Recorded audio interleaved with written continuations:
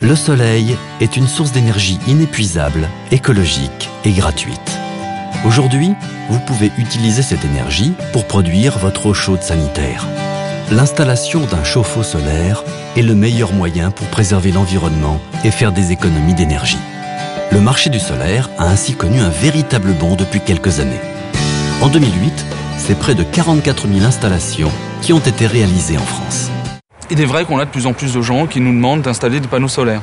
Les gens sont attirés par le côté pratique, écologique et économique sur le long terme.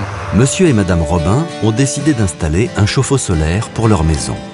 L'installateur qu'ils ont choisi va dans un premier temps déterminer l'installation la mieux adaptée à leurs besoins et aux caractéristiques de leur maison. Il va choisir le type de ballon et sa capacité et le type de capteur à poser sur le toit.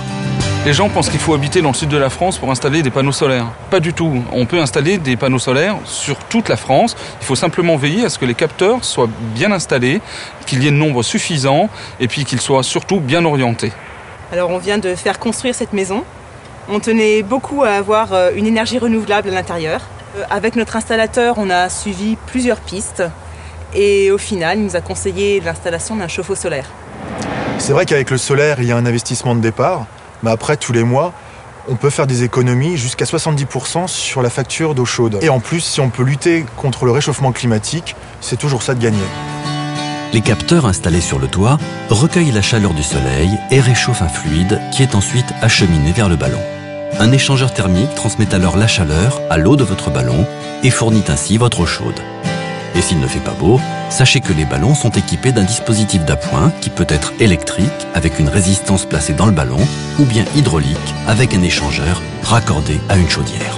Le ballon d'eau chaude, qui est relié au capteur, est piloté par la station de régulation qui gère l'installation. Elle dispose de plusieurs modes de fonctionnement simples à utiliser.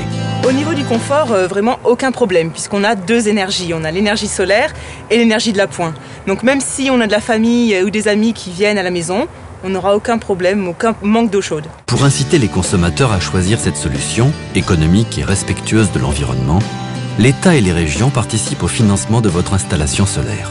Vous bénéficiez aussi du taux réduit de TVA à 5,5% et du prêt à taux zéro. Alors l'installation en coût matériel nous a coûté 5 800 €.